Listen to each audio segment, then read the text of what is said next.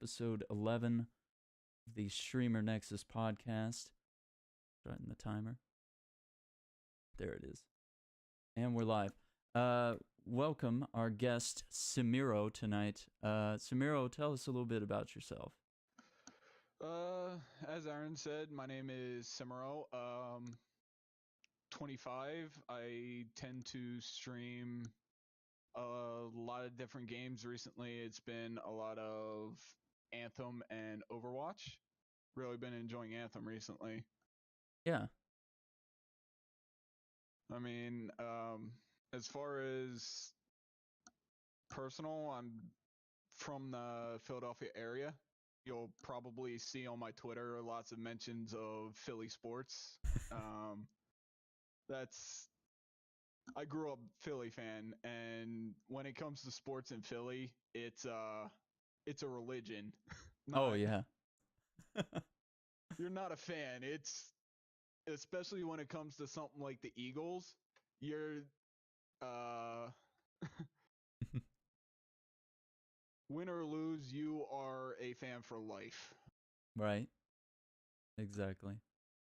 Well, tell us a little bit about some of the games you're playing lately, a little bit.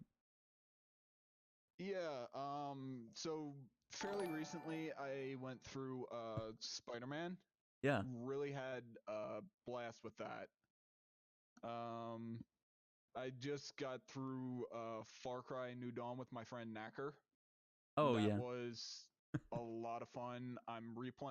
That actually made me want to replay Far Cry 4, which is what I'm doing for kind of my single player game. And then once that's done, I'm probably going to move on to Assassin's Creed Odyssey. There we go. And multiplayer games, I'm doing, like I said before, Anthem and Overwatch a lot. Anthem and Overwatch. And who do you typically like to be on Overwatch? Do you have some main characters there? Yeah, when it comes to Overwatch, my main is actually Moira. But when it comes to healers, I can run pretty much any of them except Ana. I am not a good shot. So my healing suffers when I end up on Ana. And same with DPS. I can get by with most characters. Mm-hmm. Snipers, I either get really lucky or I really just suck. I think I'm the same way. Yeah. Because there are times where I won't be able to hit a shot as like Hanzo or Widow, and then there are other times where I'll just pop off headshots left and right. And then my absolute worst character is Genji. Oh, Genji. I cannot play Genji to save my life. I don't think I can either, but yet I can get demolished by him. No problem. Yeah.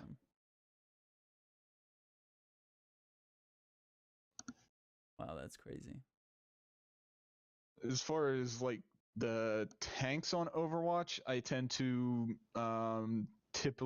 typically run Orisa or Diva. Okay. But I can play most of them, just not very good at like Reinhardt.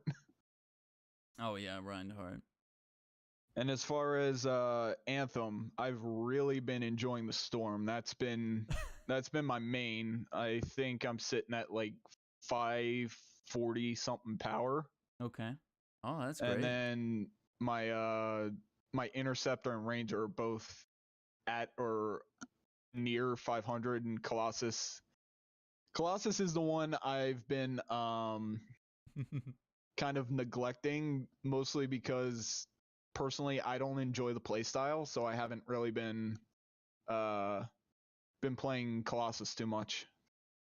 Yeah, I think I feel the same way. I tried him out a little bit on PC, and I'm getting into it, but yeah, it's not nearly as fun as Storm.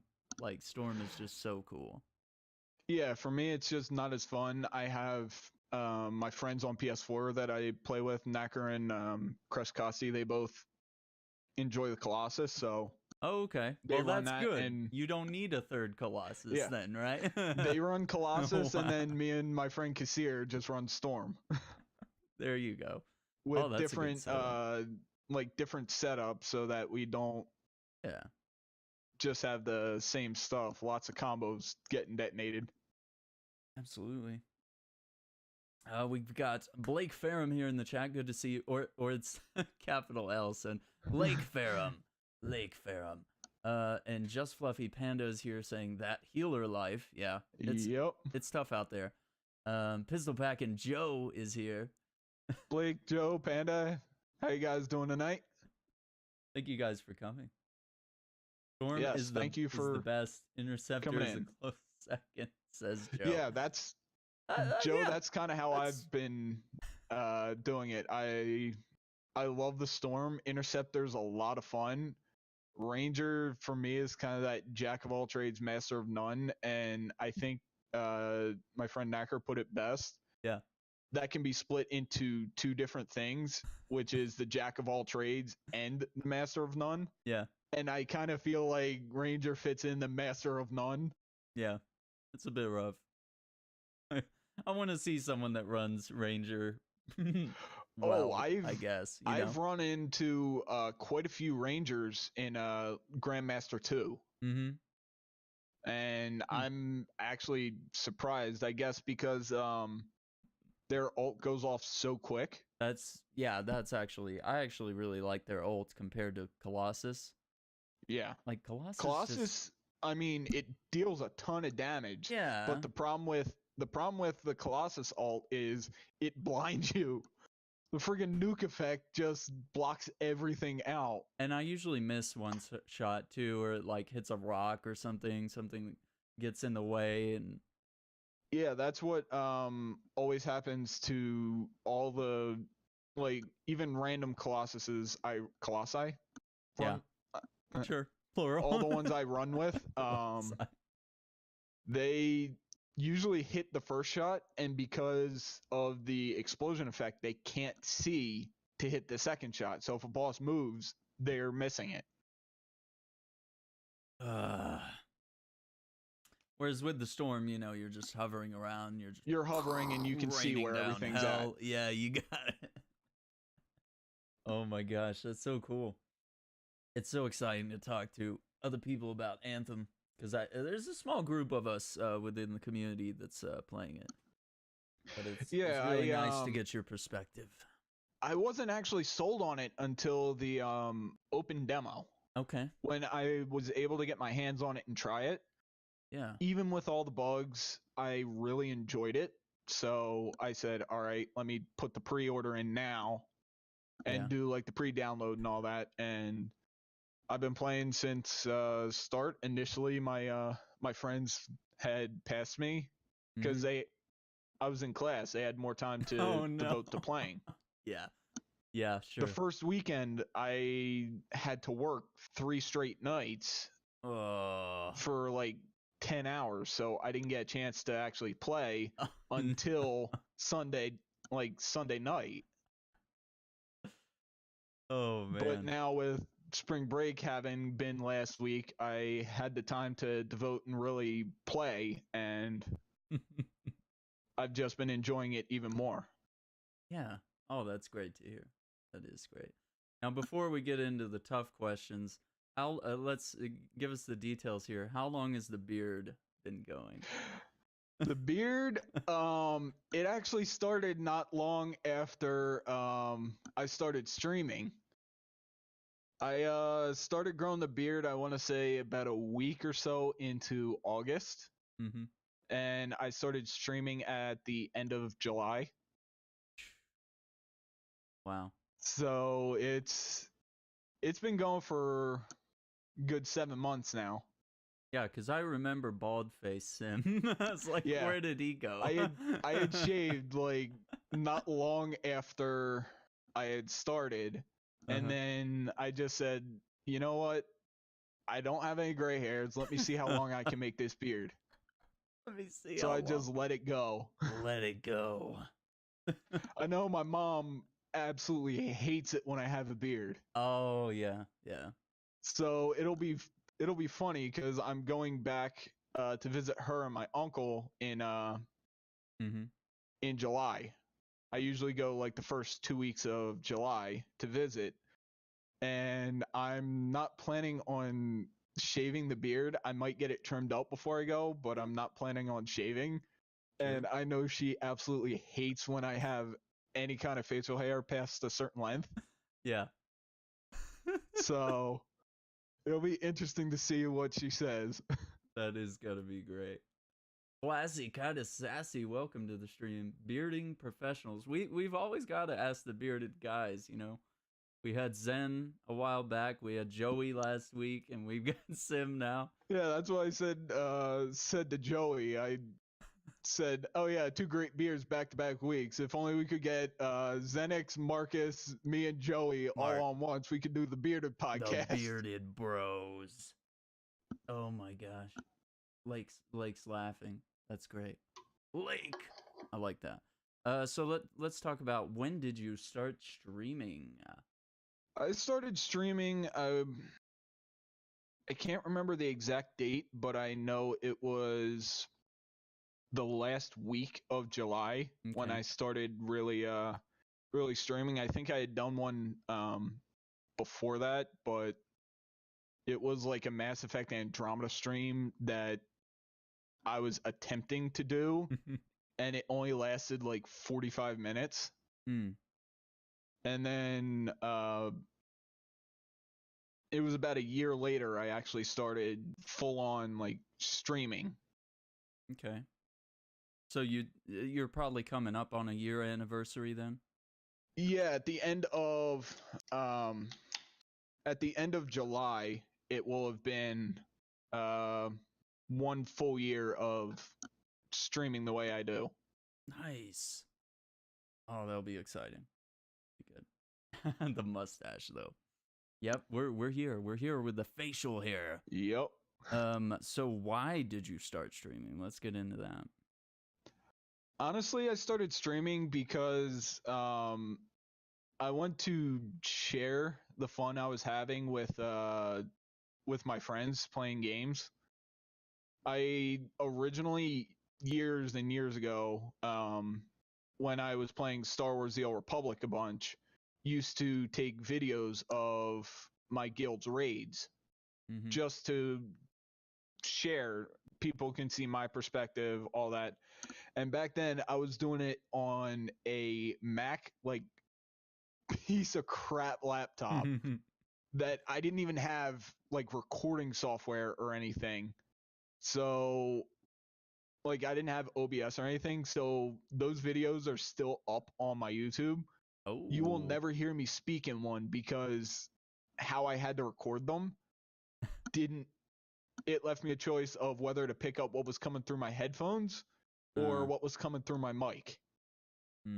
Oh yeah, tough choices. Either silent game So I'm like, or either commentary. I'm talking to nothing, explaining everything, or my guild is just responding to no one in particular. Yeah. Oh man, that's awesome. Okay, so let's. We've kind of covered some of your favorite games, but are there any others that you want to add to the list? Yeah, probably my favorite two series are Spyro the Dragon, which I actually played earlier this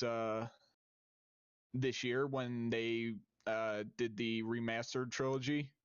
Yeah. I played through all three, and then the Borderlands series. I absolutely love the Borderlands series, and some Gearbox dropped a teaser today, basically showing a billboard saying Boston, Massachusetts, March 28th, so PAX East, but it's all done in the Borderlands graphic style. So I'm hoping we get Borderlands 3 I hope so. fairly soon. I'm hoping that's what it is. One of my Yeah. friends said, "You think they're gonna drop a mobile game or something?" I was like, "Please don't! Like, If please they don't, people are. Or like If they do, if they drop a remaster mobile game, or people are going to riot. or they remaster the collection they've already done like You know, several times." I wouldn't be mad with a Borderlands 1 remaster because I did just replay that, and I played that back before Borderlands 2 came out, Yeah. and it wasn't. It was good for its time, Oh yeah. but replaying it now, Dude, it was there rough. is.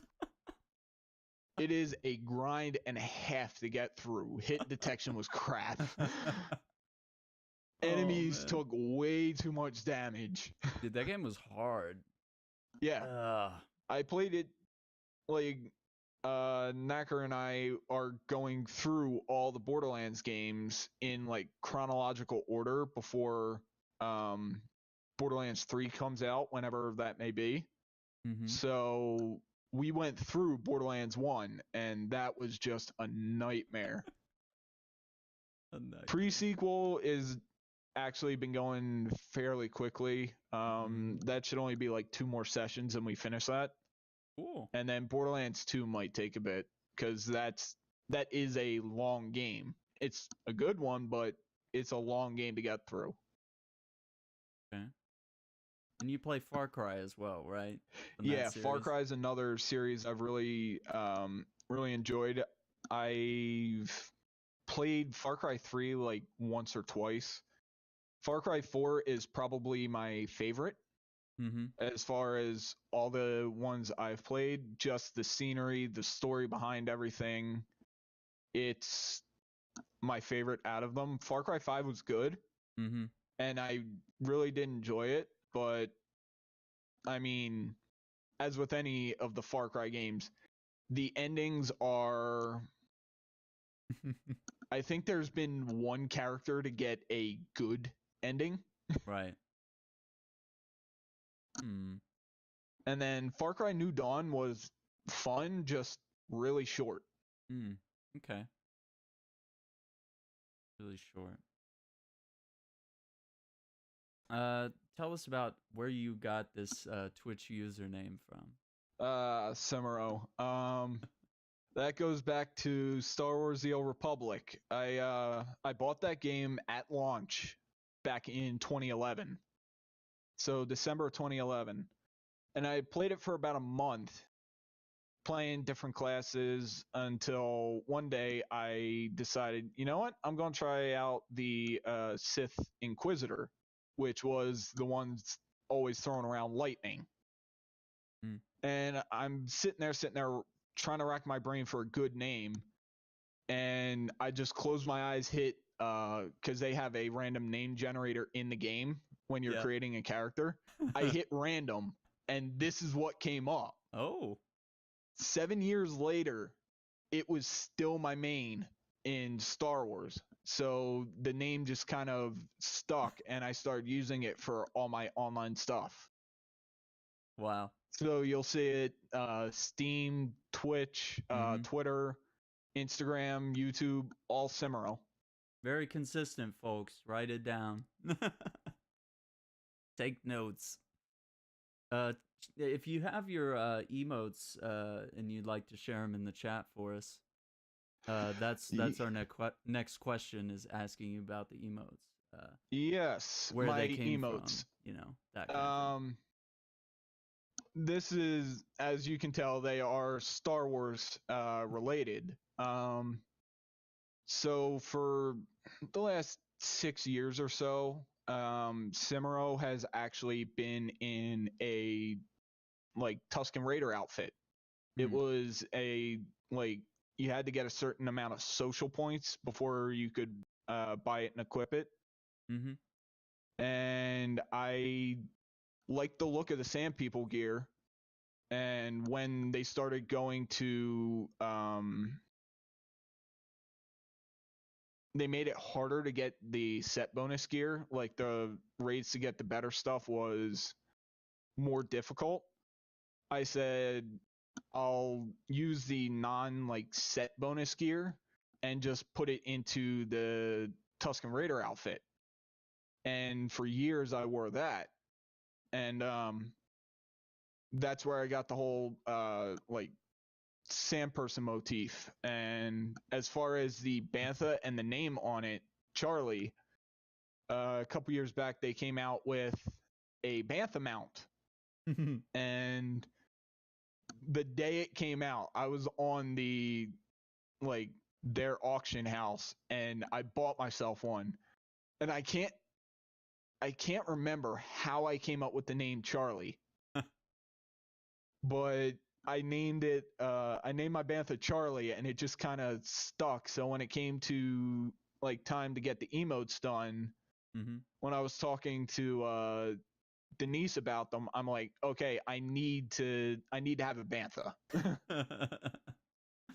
That's so cool. I like that. Girl Child Productions, welcome to the stream.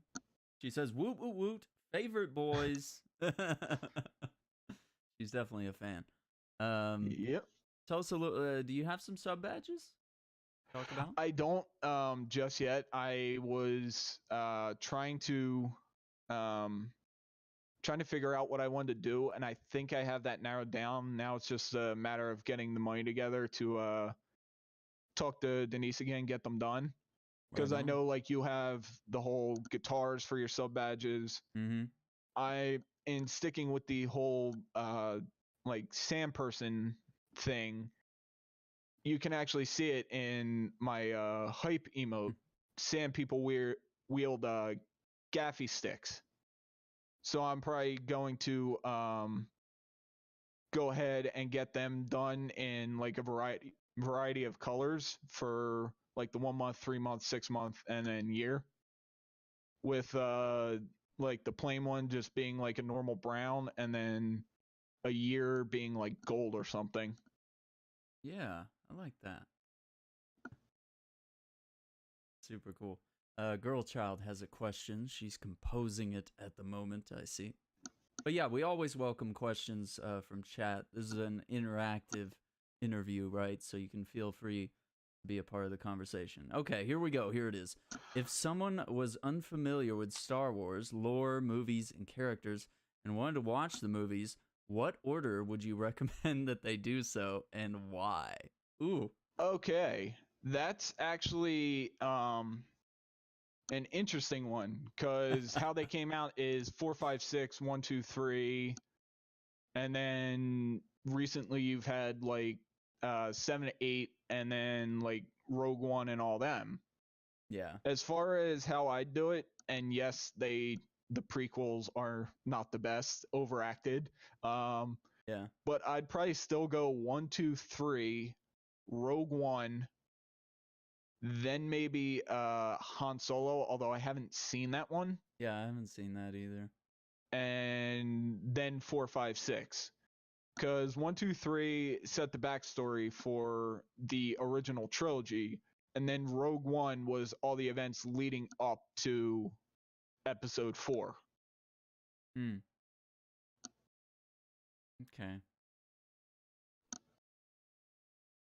Yeah, I mean, I just watched them in the order that they came out, because I mean that's just how they were. I mean, available. that's always something. Yeah, that's how it was. You can do, no problem, is just go like episode 4, 5, 6, then go back to the prequel trilogy to get the backstory. Yeah, but I think it's nice to be able to watch them in order and get that backstory out of the way, no matter how much it sucks. Oh man. So it's okay to watch them out of release order? I'm going to guess that's out of release order. Yeah. I mean, when it comes to those movies, when we call them the prequel trilogy, it is what led up to the creation of Darth Vader, who is the main bad guy in 4, 5, and 6. So if you wanted the backstory on how he like came to be and some of the interactions you see in episode 4 especially, then the prequel trilogy is your best bet. Although the directing in that was painful, and oh god, the love banter. I can't make it through episode 2. It's just The it's a love love banter, story. dear god. Oh my god. That is bad. The only thing I woke up for was like the big lightsaber fight at the end. Yeah, I don't mind, and I know a lot of people I've talked to are like, what, when I talk about this? Okay. I don't mind Hayden Christensen as Anakin. Yeah. Because when he is not being fed overly campy and ridiculous dialogue and allowed to just emote with his face Yeah. and like his actions, yeah, I can see the point they're trying to get across. Mm-hmm. And I can see, especially in the lightsaber duel with Obi-Wan at the end of episode 3, you can see the guy that becomes Darth Vader. Yeah, you really do. So I actually really like him. I think he's good. Maybe it's writing that really kills.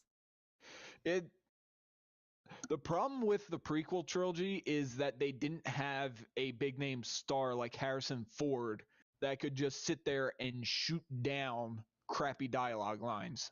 Okay. Yeah, I like that. Not that I'm critiquing, just interested. Don't worry, lads. I'm up on my Star Wars. Yeah, that was probably the worst kept secret in the galaxy, that he was married to Padme. Yeah. Cuz I mean, always awkward around each other. Anakin was a goddamn creep in episode 2.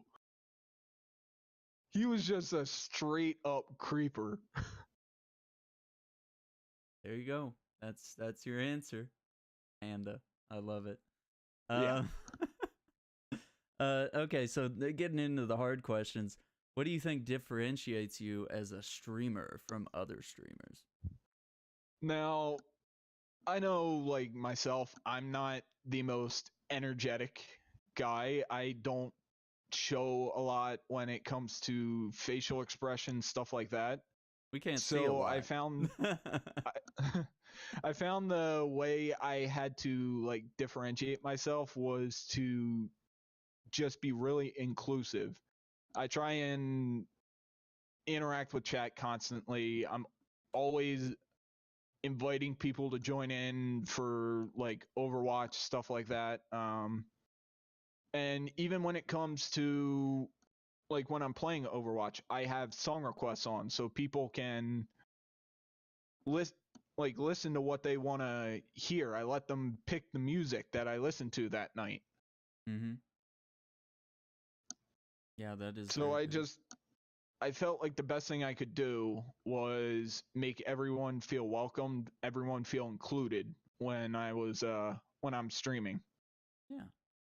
Yeah, it's a very important feature, and I don't know if we've even discussed that yet. Through all the episodes we've had, I don't think we may have talked about inclusion, but just in that way is very unique. I did do community movie nights. The problem with that was at the end, Rabbit wasn't acting right. It would like shut down the movie halfway through. It would just end the room. And because of when I was able to do it, not a lot of people could come by because it was a Monday night. A lot of people have work the next day or are doing other stuff because it's a weekday, homework, whatnot. Yeah. So I had to end it for a while, but I am hoping when I get a more regular work schedule and not based on like, oh, there's an event this weekend, event that weekend, I can start doing it like on a Saturday night or something and just do more community movie nights or TV shows, whatever. Yeah. Because I felt that was another thing. Like I had all these movies on like digital. So I said, why not let people pick what they want to watch, and we just all watch it as like a community. Yeah, it's always fun. And it's a good way to get the community together without the process of streaming, all the work that goes into that. Yeah. Putting on a movie is a lot easier. Putting on a movie is very easy. All I gotta do is hit play. Yeah. It's not hard. Okay, let's talk about some of the key aspects and features of a good stream, in your opinion. For me, a good stream is one where the streamer makes the viewer feel welcome. You don't have to be the most interesting person or the most energetic, but if I feel truly welcomed in your stream by not just the streamer, but the community as a whole, I feel that makes or breaks a streamer. Because you could be the nicest person in the world, but if your community isn't there, like your community's not not polite or not welcoming, that drives me away as a viewer. Mm-hmm. So I try and make it so that for my streams, everyone's welcome, everyone's included, and if anything's going down, like people are being rude to someone, that's when I gotta come in and stop it, because I want everyone to feel like they can come here and hang out, even if they're not actively participating in chat. Mm-hmm. They're just lurking. That's perfectly all right. They stop by to even say hi. Exactly. Speaking of which, El Taco's here for the lurk. He says, hello, Sim and everyone. Right on, dude. We talked a little bit about this last week with Joey.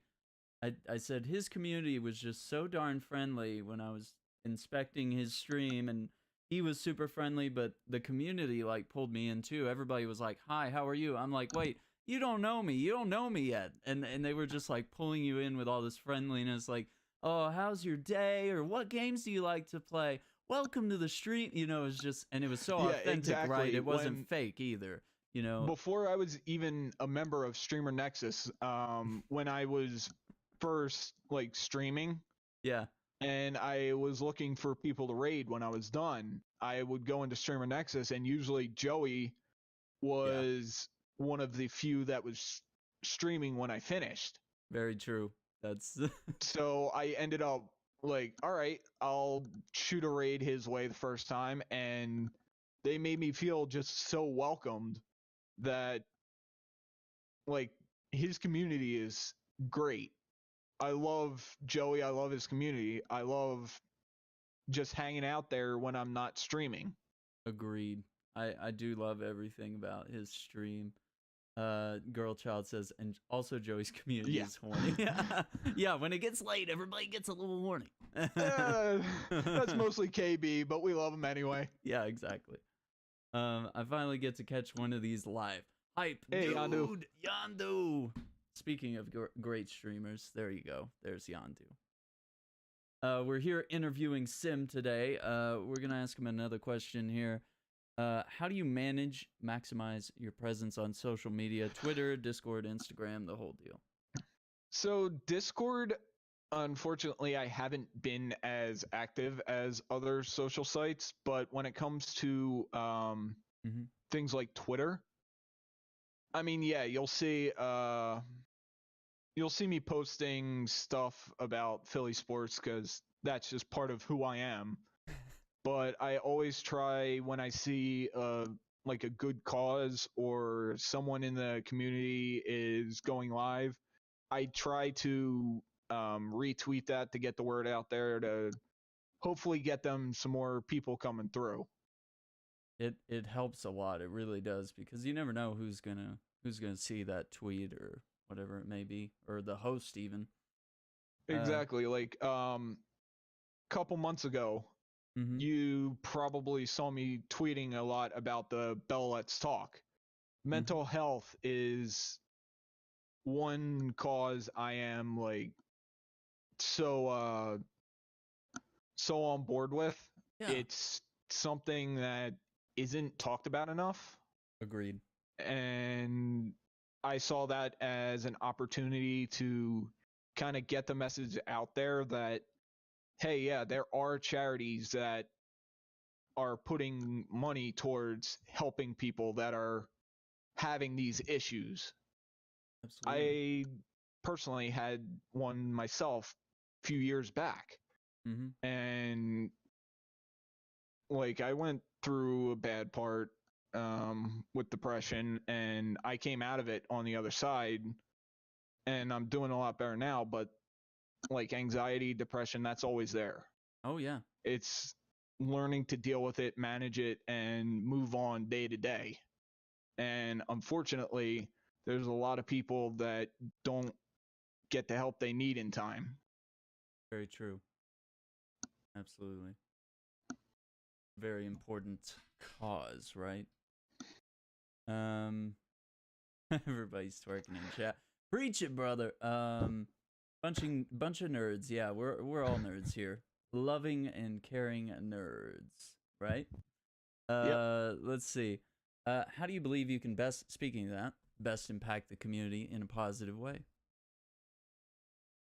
How I personally can do it is to try and continue what I've been doing already. I think I can build on that.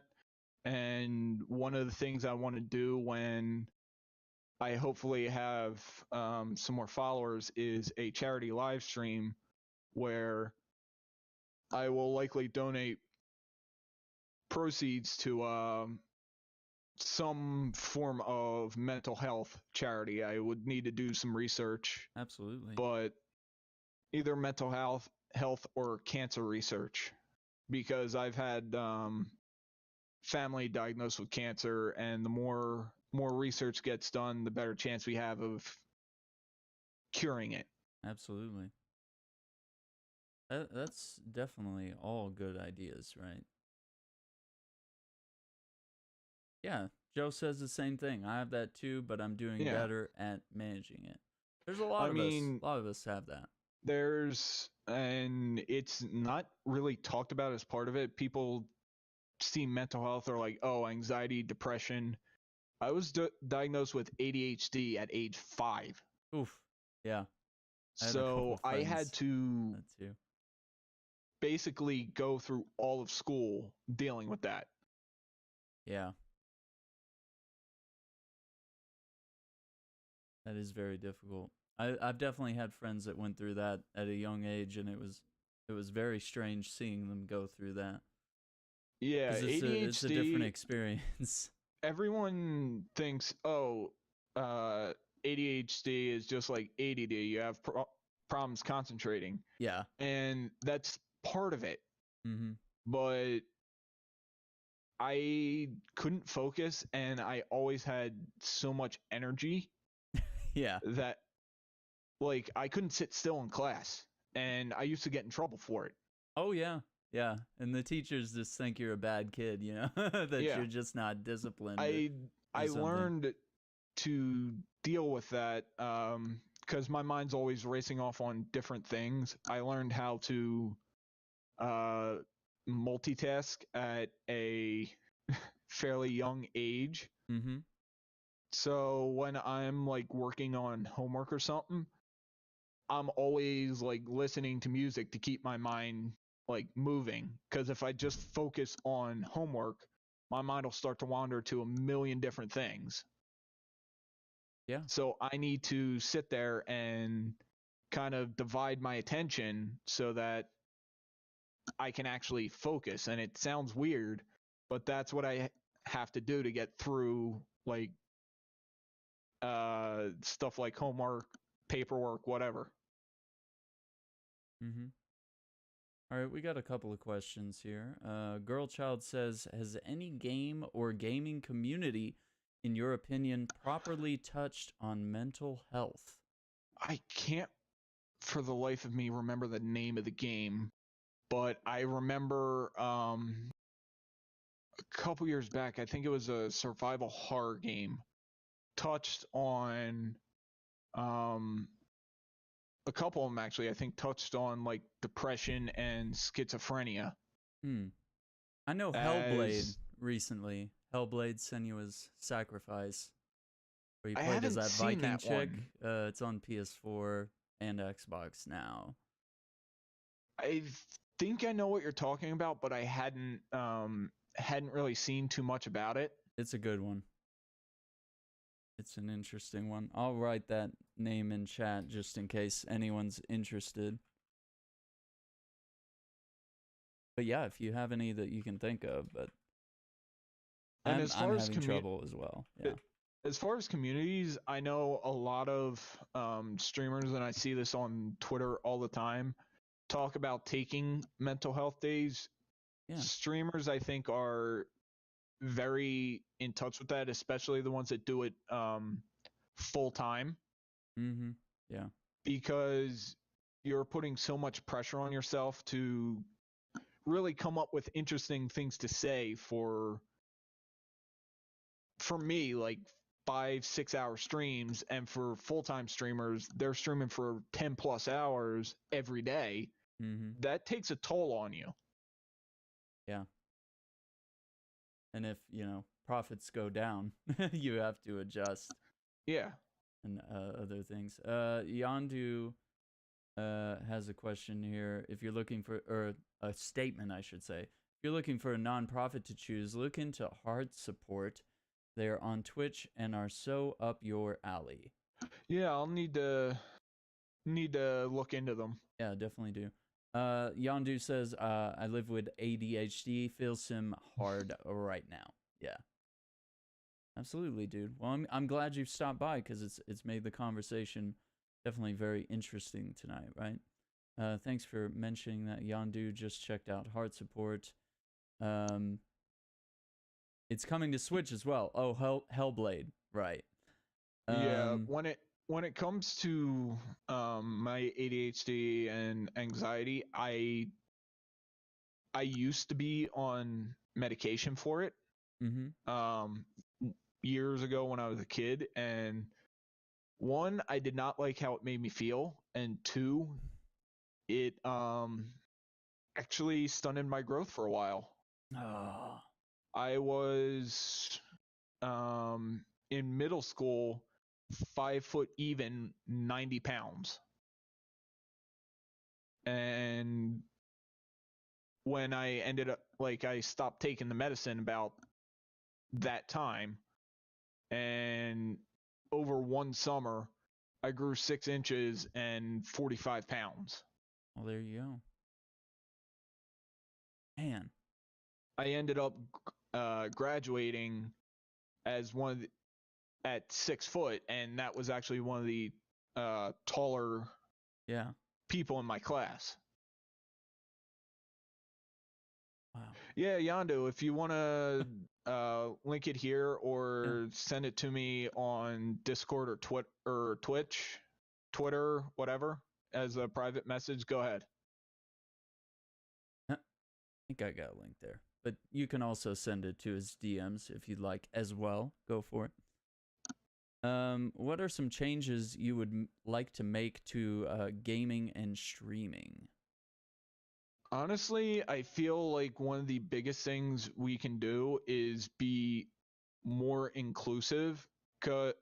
As an example, I will use the recent like outrage at Overwatch for making Soldier 76 gay. Yeah. And so many people lost their minds and said they weren't playing anymore. And it's like, why?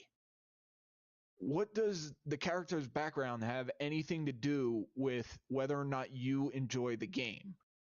Yeah. It shouldn't matter, like, what your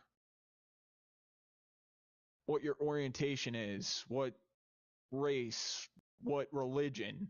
Yeah. Video games should be about bringing people together for having fun. And that's something I feel that's been lost recently in video games.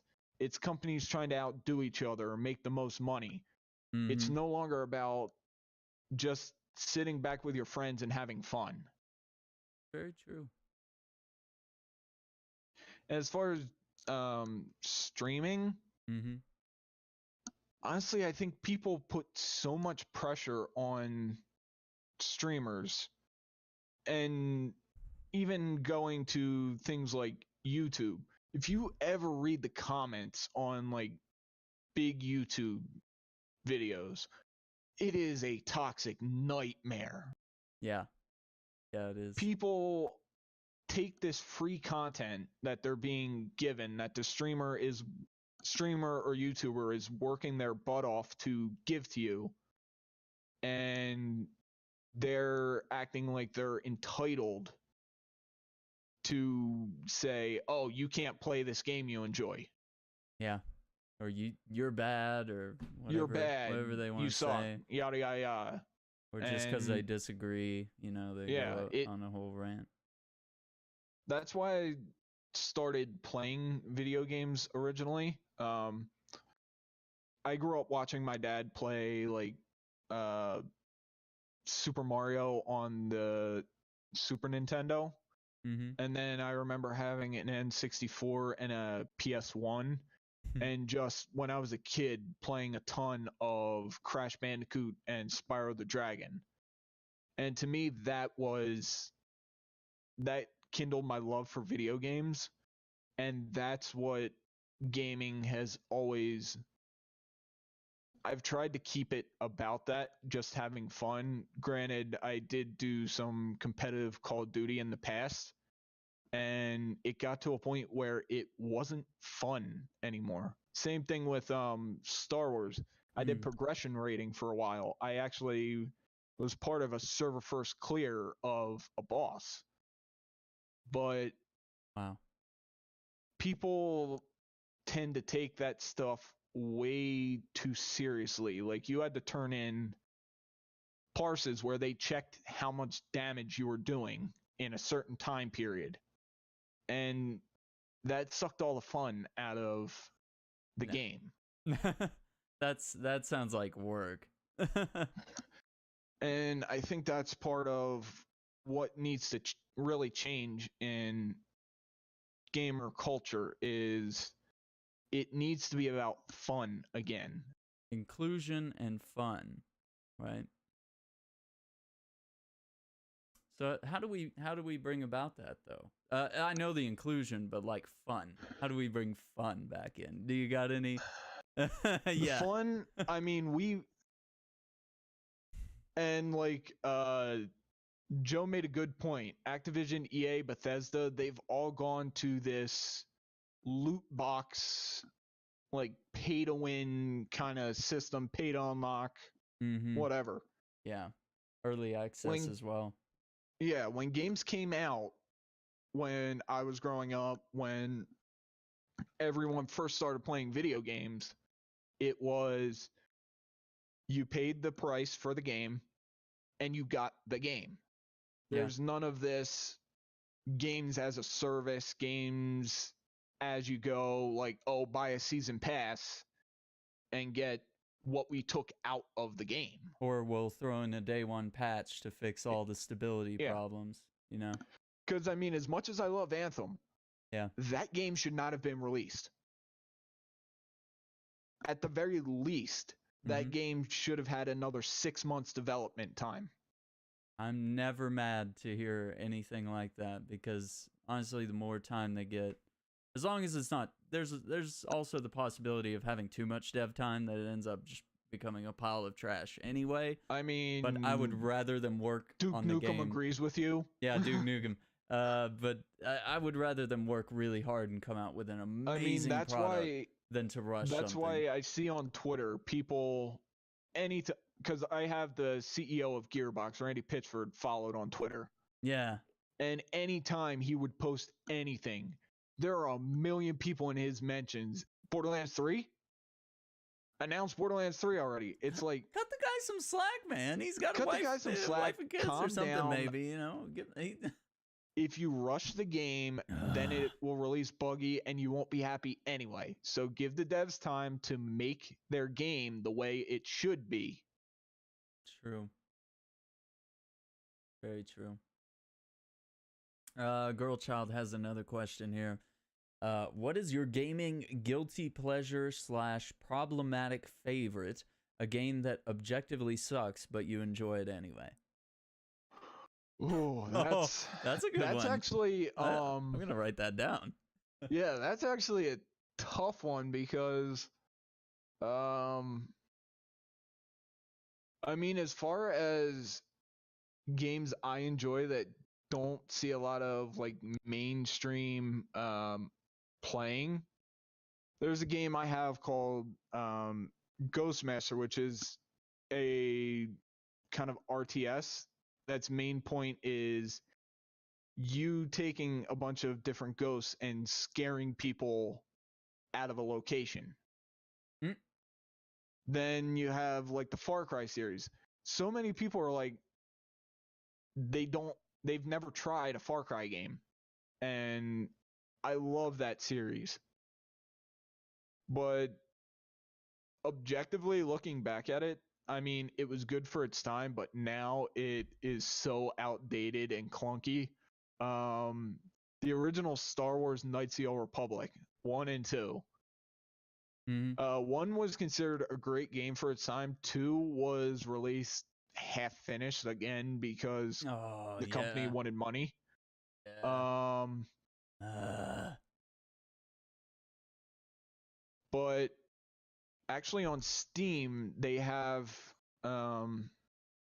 a community mod that was really just, I think it was former developers of the game that went into their code and pulled out the locked sections, the stuff that was removed, and like fixed it up and put it back in. So I've played it through with the restored content mod, and it actually fills in so many holes that were left in that story. Ooh. Huh.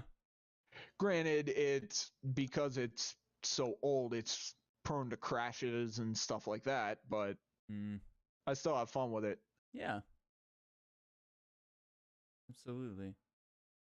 Joe says a delayed game has the potential to be good. A rushed game is ruined forever, and that's why it's called Duke Nukem Forever, right? Yeah, because it's forever ruined.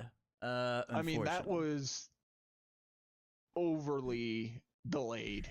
Yeah. I have a feeling that if something like Half-Life 3 ever comes out, it's going to be the same way. It's been in development hell for so long. It will not live up to people's expectations. Yeah, because people have high expectations, and also that genre and style of game is not really in play right now. No, that's it would not have to be. They'd have to adapt popular. it. It would have to be an open world looter shooter, or a direct story game like Dishonored or something like it. It'd have to be. Yeah, or like The Last of Us, something. Or The Last of Us. Yeah. Survival focused. I mean, it would have to be a totally different genre than just walking around shooting aliens and zombies and stuff. Although I really love the Half-Life games. Yeah, I played Half-Life 1 and 2, and they were, even years after they came out, they're still good games. They have really good value, like long term. Yeah. And maybe it's just because they're so beloved, but they really are quality titles. Okay, let's see what we got here. What do you consider to be proper etiquette when visiting a stream? Proper etiquette. Now, this is something that I crossed the line once or twice early on because I didn't even think about it. I was doing it with when I got my emotes and yeah, the movie night. I was just so excited that I didn't realize I was pulling away from the stream itself, not focusing on the streamer. So things like self-promotion,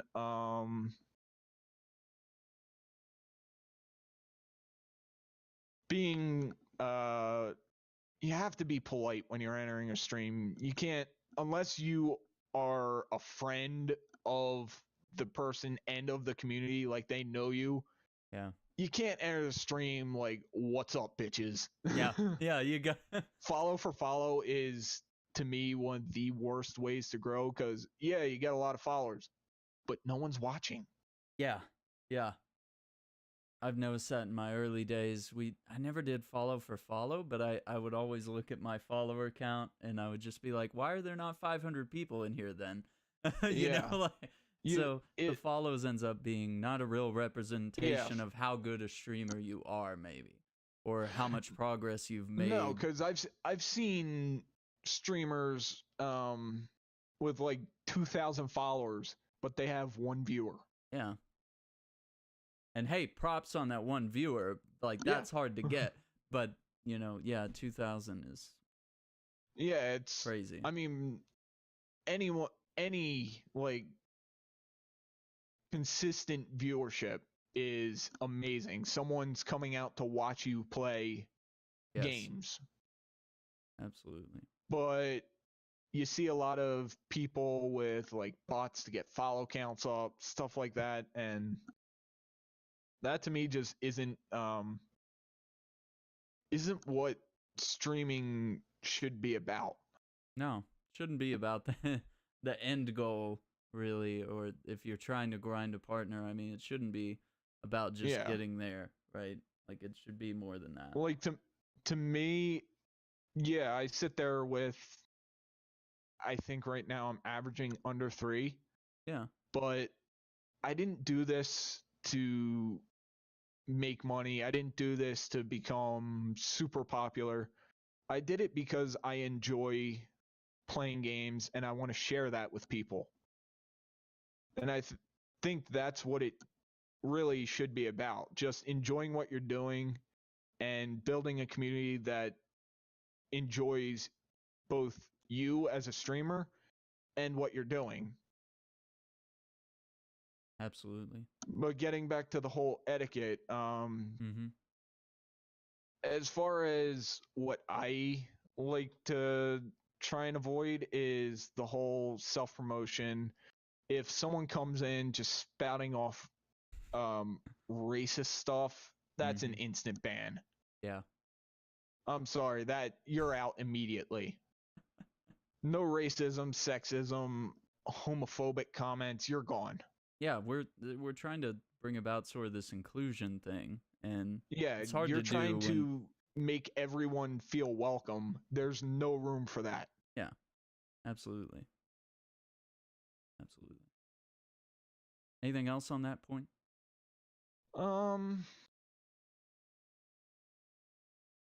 Not too much. I mean, spamming can kind of be spamming can be annoying. Yeah. But usually that's fixed with like a timeout to just delete the messages. And another thing that I just thought of is I spend a lot of time in like Jill's chat, Curve, Lovely, a lot of female streamers, and I see some creeps come in. Oh yeah. And you shouldn't be looking on Twitch, especially at female streamers, as like potential girlfriends or something like that. Sit there, enjoy the content. If something like that does develop down the line because you've become friends or something like that, that's one thing. Yeah. But coming in like, let me see your boobs. Yeah. Get out. Or just trying to hit on them, say inappropriate things, even in the DMs. Like a lot of that stuff, the behind the scenes stuff is just trash. I mean, there's other websites if you want to try to date somebody, and there's go to Tinder, the real world too. Yeah, exactly. Try all that. Don't bug people here. This is mostly, you know, gaming, art. You know, Twitch is so broad now. It's hard to just say it's all gaming, but it's a bunch of topics. I think the best way to describe to almost. describe Twitch is self-expression. Yeah, that's a good way to put it. That's a broad range of entertainment and self-expression. Broad range of entertainment. You have a lot of people doing a bunch of different stuff: music, art, gaming, Mm-hmm. and it's them expressing who they are through their medium, which can be whatever. Yeah, exactly. So onto that, let's. How do you respond to trolls and negativity in the stream? Negativity. I try because during I think it was my 24-hour stream, I had someone come in and start criticizing how I had Overwatch set up, and it was because I forgot to change the I had just gotten my monitor not that long before, and I had forgotten to change the resolution to match the monitor, so it was kind of in like a black box. And they came in like, "What the hell is this shit?" And their exact words. Oh, that's kind of rude, but you know. And I kind of changed that to constructive criticism. Yeah. Like, that's something I can fix. Very true. But I said, if you're going to offer criticism, be polite. Nice. Yeah. Like, I don't mind criticism, but you come in here being negative, like, what's this? You're garbage. You're going to eventually earn yourself a timeout. I let my mods deal with that night. Yeah. But when it comes to trolls, I've had a couple of the, and I'm sure every streamer has, the troll followers with the names to try and get you to say some weird stuff. Really? Yeah. And I pick out a word that's in there that by itself isn't bad, and I will go with that. Hello, Knee. How are you? Yeah, I got when they spell it Knee, you're just like, yeah, I'll just call you Knee. Yeah. And I've gotten oh my someone God. I just called Ice. Ice. Yeah. There's Yondu right there. Ice. Yeah. Ice. Oh I my think God. there's like 50 people running around with that. With the like, exact name, right? Yeah. Yeah. That's why they gotta throw a number at the end, because someone's already taken it. Yeah. Yeah. Oh my God, that's so terrible. Guys, let's thank for Uriah for coming in with the raid. He was playing Tom Clancy's The Division tonight.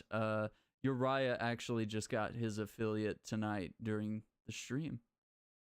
Thanks for coming through, Uriah, and congrats on the affiliate. Yeah, he's a longtime member of the Nexus here. We had him on one of the early episodes, and he runs the Show Radio Live podcast as well. So if you don't follow Uriah, you know, there's the link right there, and definitely check out the Show Radio Live as well. Cool. Let's see. What is something you would like to see this community accomplish? This community, I'd love to see some of our bigger members reach that next level with the partnership. Yeah. Because I have not met a single person that's in Streamer Nexus that hasn't been so friendly, so welcoming to everyone. So I'd love to see them hit that next level. And for everyone else, I'd love to see continued growth.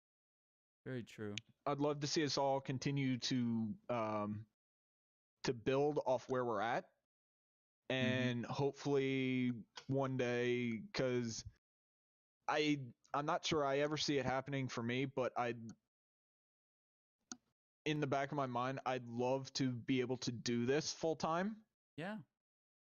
So I hope, just as a community, that if that's what they want to do, like, we all hit that point where we can do this full time if we choose. That would be nice. Yeah. Absolutely. Joe says, I agree. I love this community. Yeah, this community has been absolutely great, and how I actually found this community is like a funny story. Yeah, go for it. I had been watching Chilled Chaos on YouTube, and this was when Raft first came out, Mm. like the beginning of July last year.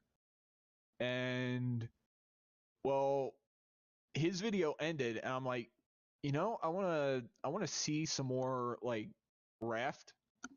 Just trying to learn more about the game. So I'm like, let me go to Twitch. And I went to Twitch, and I'm like, I'm not going to one of the bigger streamers. I want to see if I can't find someone I can interact with.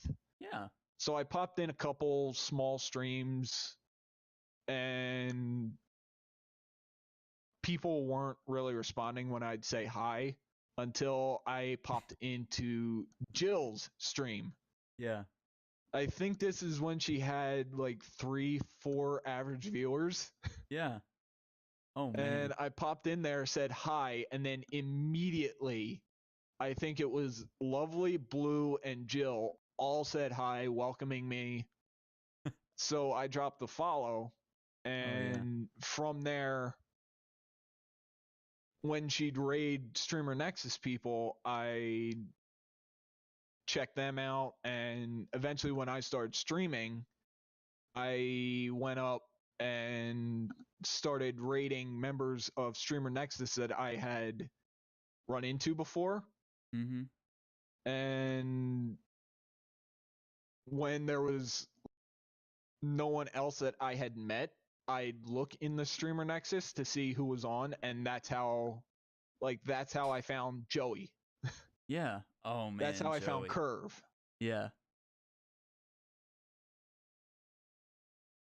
So it really just kind of built off meeting new people, and all because I wanted to watch more Raft one night.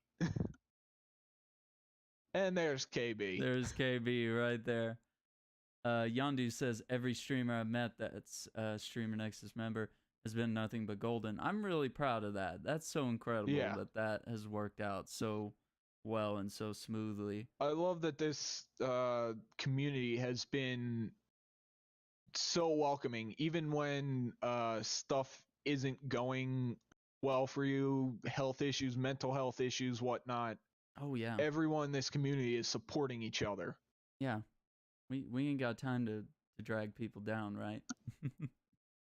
And everybody needs that feeling. You never know what someone's going through, right? So Exactly. Everyone needs that feeling of a helpful friend. So even if I don't understand what someone's going through, and if I can't be there to help physically, at least I can offer some reassuring words or something, which is sometimes what we need, right? With all the things like depression and anxiety. I learned at a young age, just because of where I grew up and how people acted, was never let your problems show. Yeah. So I don't know if that's something that a lot of other people do. So I tend to keep my problems like to me. I don't really share a lot. Yeah. So when I had a couple weeks back, I had so much going on that I was like getting overworked and decided to take a week off streaming. Everyone in the community was so supportive of that. Yeah. That it was amazing. It's just like, what's the alternative? Like, you just like, oh man, too bad. I'm just gonna unfollow now. Like, hang you out to dry. Like, that doesn't help anybody, right? So obviously, I mean, the right path is to say, well, take that time to, because they want to see you at your best, right? Nobody wants to see you streaming at your worst. I mean, I had tried to keep streaming through that, but it was getting to the point where it was like 2 hours in and I had like no energy or anything. And that's the worst. I said my streams aren't up to my standards, so I need to take a break. Yeah. And just everyone supported me through that. And to see that and understand that is actually really good, because there's a lot of people that can't see and understand when they need a break, right? To recognize it yourself, right? Because I've done it Yeah. too. I've done it too. Absolutely. Definitely needed a break at some points, whether it's just a day off or several days off in a row. It's great. Yeah, I mean, I remember you when you had the whole carpal tunnel. Oh my god. I think that was when I really first was able to catch some of your streams. Yeah. So it was like you're sitting there like, oh no, I can't play. Yeah. So I'm just like this. I'm like, what do I do with my hands? And all that summer we read comic books, we read novels, we did things where I just didn't have to use my hands as much. Played games, Yeah, we and watched videos. I remember tuning into several of those comic book streams, and I never really read comics as a kid. Yeah. So a lot of times, for a lot of them, that was my first exposure to those stories in the comic books. I mean, Oh as a man. kid, you know the characters because of Yeah. like the animated shows and all that, but Yeah. there are so many different storylines and whatnot in comics that those were like the first time I was experiencing a lot of those stories. Oh yeah. We read some good ones. They were really cool. Let's catch up on chat here. Um Yandu says you can thank Joey for that. If I hadn't met him, I would have never become a streamer Nexus fanboy. We're happy to have you here, Yandu. And Joe says Jesse's the main reason why I'm here, so big thanks to him. I always remember that, Joe. I really do. We're very thankful to have you here as well. Pistol Pack and Joe recently rebranded. His old tag was DBD_trapped. So if you guys haven't gotten around to following the new Joe, the Pistol Packin' Joe, there he is right there in chat, and I'll give him a quick little shout out so you guys, just in case you haven't. Yeah, when I had found out what had happened with him getting locked out of Yeah. his account, I like Marcus sent the thing to me like, "Hey, can you follow?" Mm-hmm. I mean, Joe's an awesome guy, so I immediately followed and tried to get the word out there like, "Hey, refollow him if you haven't already." Exactly. And he does do some great streams. And he was usually on late at night doing a variety of games. Lay that pistol down. Yeah. that's it's from that song from Fallout. Pistol Packin' Mama, lay that pistol down. So we started calling him Pistol Packin' Joe, and I guess he liked it. Yeah, it just stuck. It worked. Oh, that's super awesome, dude. Love it. Let's see, what do we got here? Where do you see your stream within the next year? Within the next year, I hope to probably get to that 250 follower mark and have a couple like regular viewers. Because as much as, and this is nothing against like you or Panda or Lovely or Jassy, Mm-hmm. I'd like to turn over the mods to regular viewers and understand y'all have like your own streams, your own stuff going on, so you can't be there every night. That's why I'm hoping if I can get some more regular viewers who I feel I can trust, I can start Absolutely. turning the mods over and have like everyone streamer Nexus just as like the VIPs. Exactly. That's a very good point. Is because especially when I was choosing my mods, I was like, I realized that they either were already streamers or they ended up being streamers later on down the line. And then Yeah, it's like, hard well, to if we're streaming at the same time or you're sleeping because you just got done with the stream, it's very difficult, right? it's So yeah. so hard to find the people that can be there consistently, that schedules match up with yours. Like, I have a couple viewers that keep sending me messages on Twitch and Twitter, Yeah. like, sorry I couldn't make it. I had school or I had this, that. And Yeah. my policy with that is never be sorry because you can't attend a stream. Yeah. Stream will be here Yeah. when you can make it. Exactly. Everyone's got their own life, so I'm not going to be mad that you disappeared for 4 months because Yeah. you were so busy with school. Just be super excited. I'm in right? college myself. I get it. Oh It's hard to balance Twitch and college. extremely. That's very true. Okay, we're getting close to the truly hard questions. So what was the first game you would show to your children if you have any? When I saw this question when you sent it yesterday, there was one game that popped into my head immediately, and it's because it's one of the series I grew up playing and one of my favorite all-time series, and that's Spyro the Dragon. Yeah. To me, that was such a huge part of my childhood. I remember snow days in kindergarten when I'm like 4 or 5, sitting there playing Spyro with my dad. Aww. So if I ever get to that point, I would love to have like build the same memories. Yeah. That is a nice thing. That's really Especially cool. now that they have the Reignited trilogy. That makes it easier, doesn't it? It makes it easier. I can show them the more updated graphics, but by that point, they'll probably be as outdated as the PS1. Very true. Yeah, and then hopefully they'll remaster the remaster. Okay. What was the first what was the game you would like to see a sequel to? So I have a couple thoughts on this. Yeah, go for it. And I know some of these will like absolutely never happen. All right.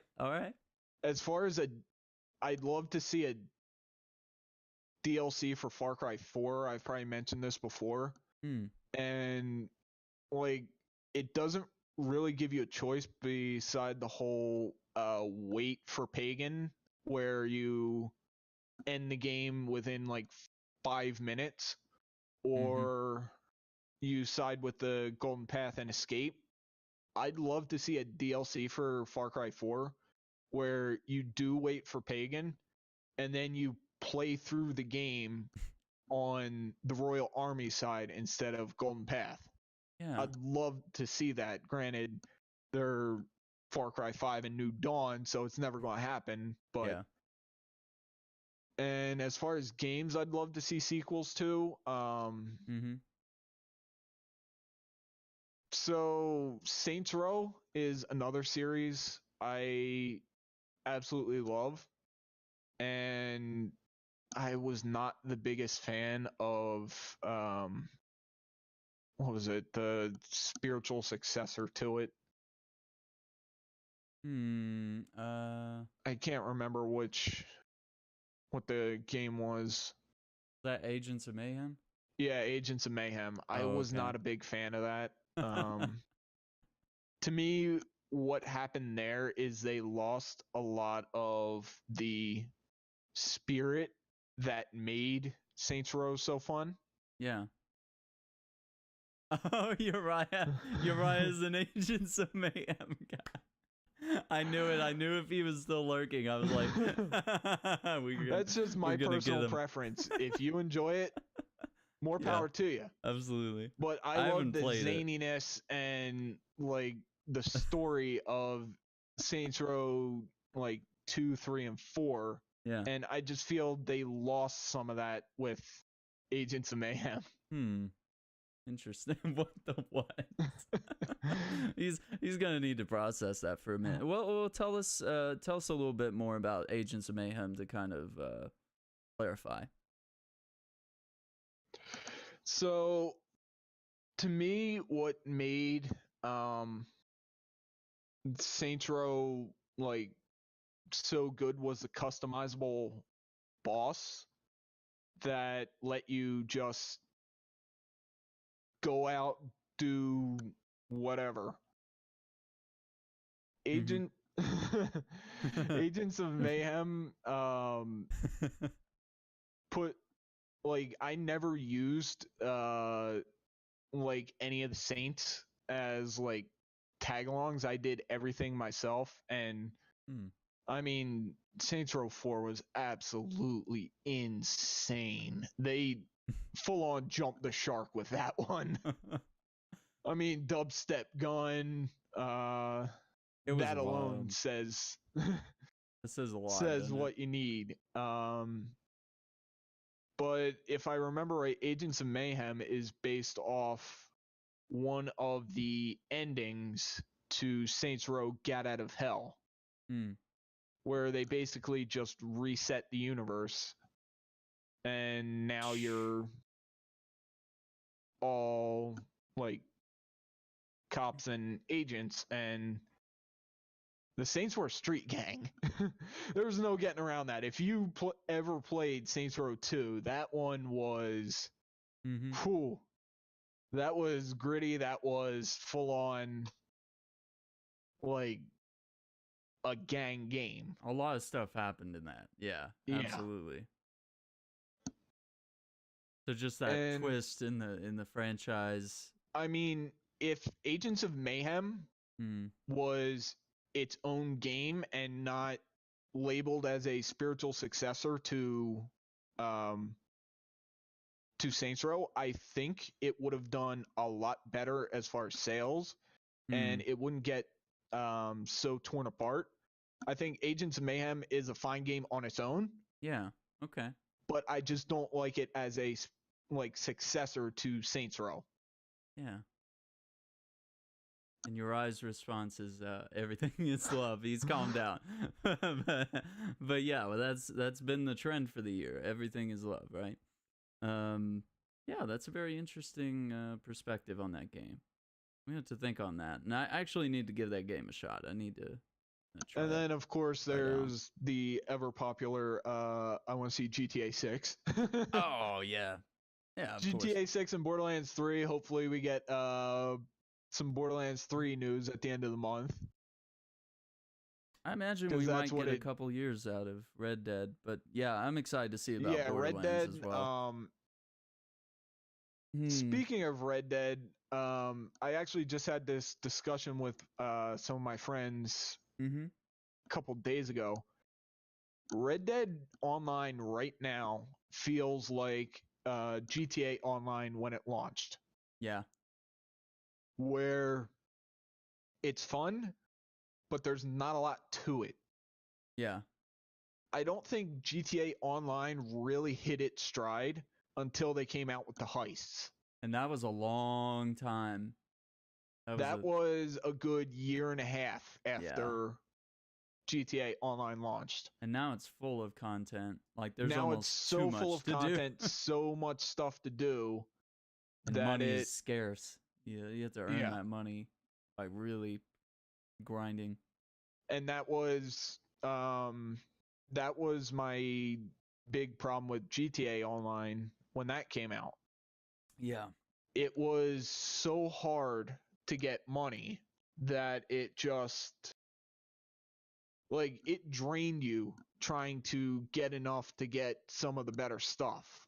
Yeah, even just anything, and it kind of makes you not want to play after a while. Yeah, so for a while, it reverted to a game that me and my friend Kassir would only really play when we were drunk.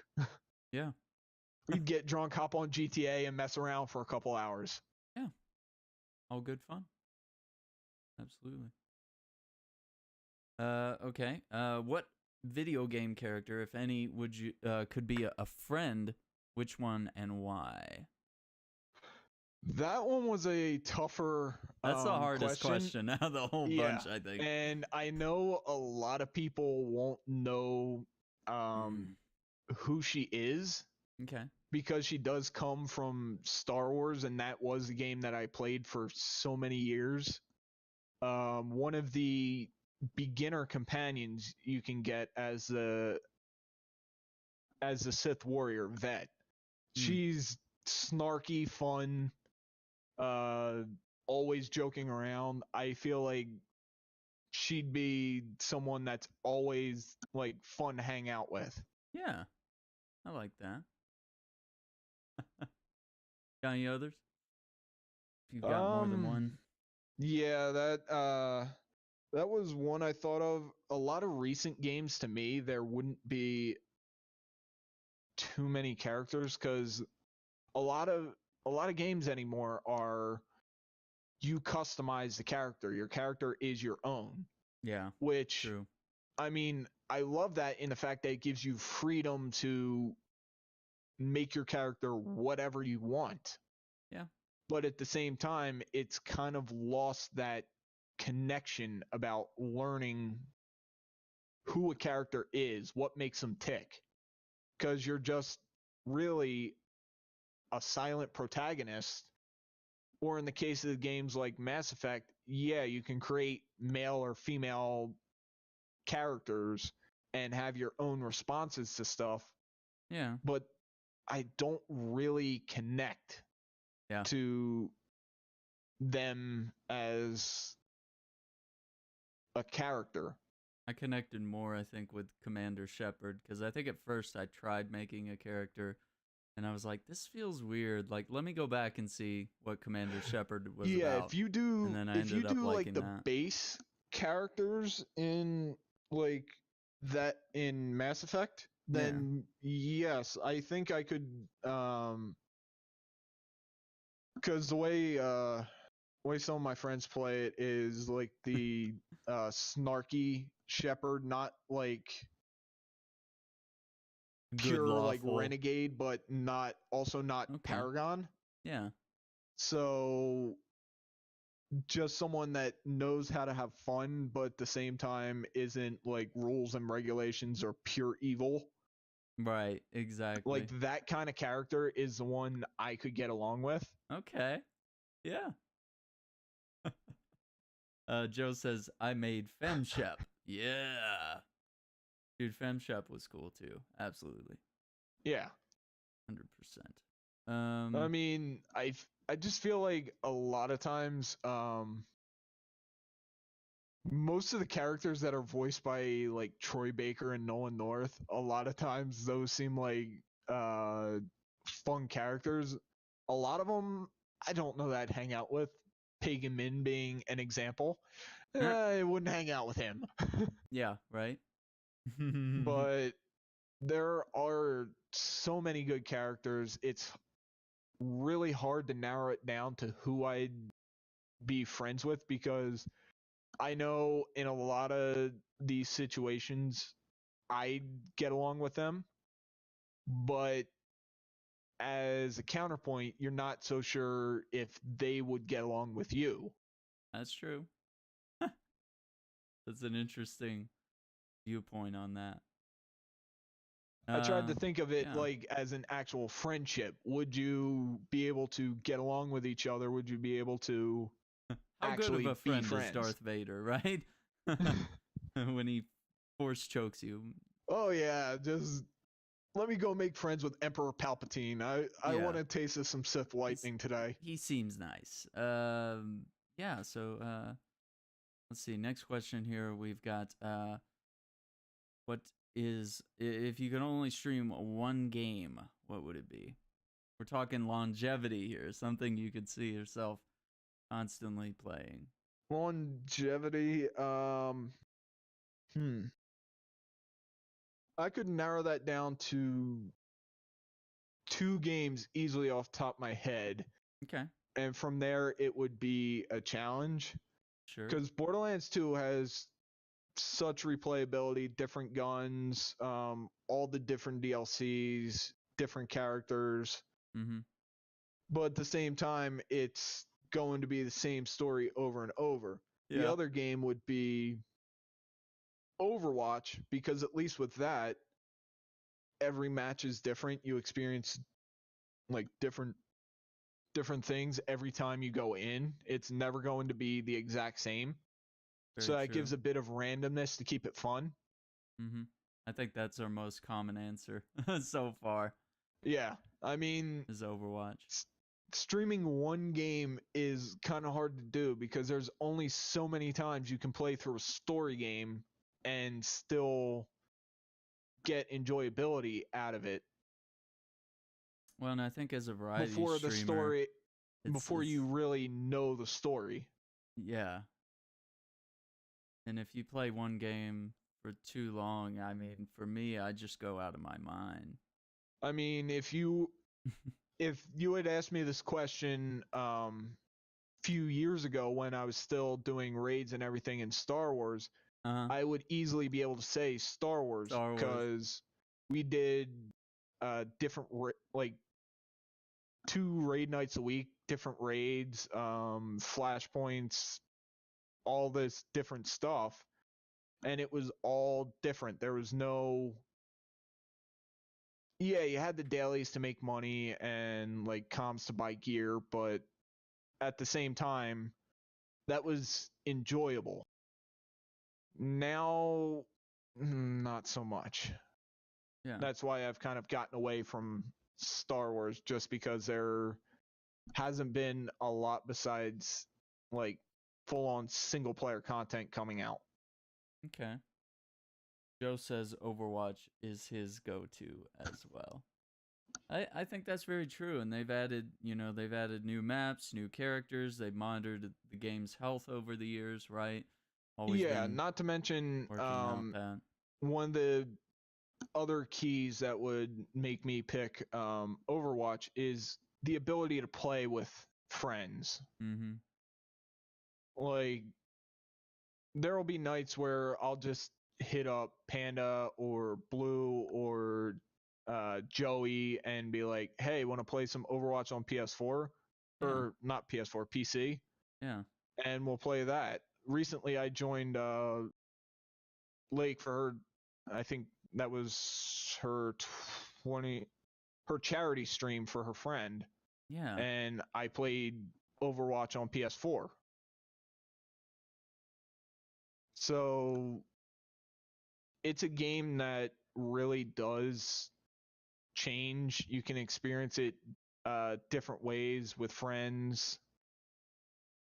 Yeah, Joe, I know you and Jesse have it on PS4, and I'd love to play with you guys sometime. We gotta set something up. Absolutely. Okay, so what about, we've kind of talked about your favorite games to play, but what that can sometimes be different than your favorite game to stream. So see if you've got any answer to that. Yeah, favorite games to play. A lot of times, like I've said, you got the Borderlands series for me. Far Cry. I played a lot of Saints Row. I play The Sims in my off time. I know a lot of people like streaming that. Personally, it's not a game I prefer to stream. Yeah. Because I know people like Jazzy or Jill build these amazing things in The Sims. Yeah, they do. I can't do that. I am terrible at design. So anytime I build anything, it looks like a giant box. Oh no. That's funny. So The Sims is something I do love to play, but it's also something I don't really stream. Yeah. Same thing with a lot of sports games. Mm-hmm. I play a lot of NHL, MLB, and like I have NBA Live, and those are games I'll play off stream, but I'm not really too sold on streaming them. Maybe this year I might pick up MLB, and I might try and stream like a career mode for that. Yeah.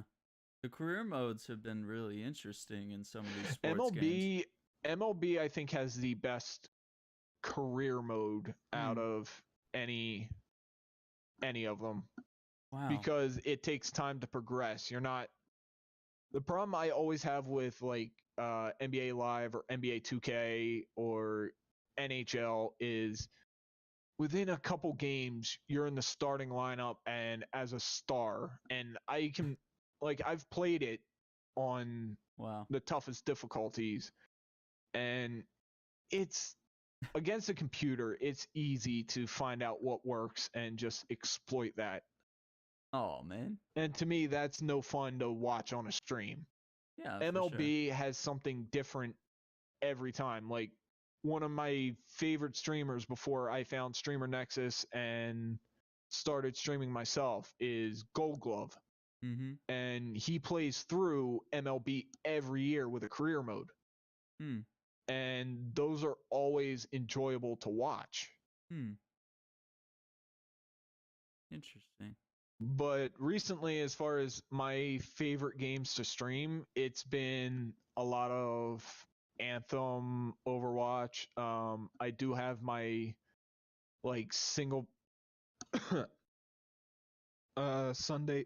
Sorry. Yeah.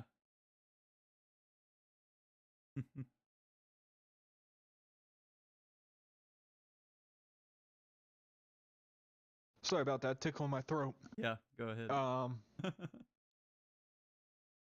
On Sundays, I'm going to start doing only single player games on Sundays. So, Yeah, that's cool. right now the game is Far Cry 4. After that, it's going to be Assassin's Creed Odyssey. Yeah. Nice. I had gotten that around Christmas, and between troubles with my capture card and whatnot, I never got around to playing it. Now that I have that all set up, and like I played through Spider-Man, I played through Far Cry New Dawn, which made me want to do 4 again. So as soon as I finish 4, I'm going to get onto Odyssey and finally play through that. Mm-hmm. Because I've been meaning to. I just never got around to it. Yeah. Well, that's a good idea and a good way to get around to it. And I think we've noticed that having certain days for certain games or activities pays off. It really does.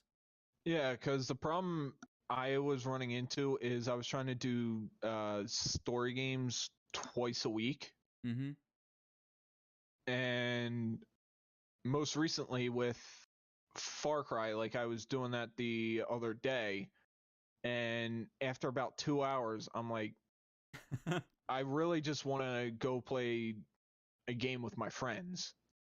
Yeah. So I figure if I can set like an actual day for my single player game, that'll have me ready to just go ahead, tackle that for the entire stream. Yeah. And then the rest of the time I can just sit there, relax, play with my friends. There you go.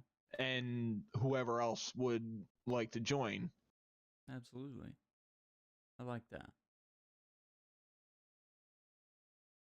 Okay, so on to another one.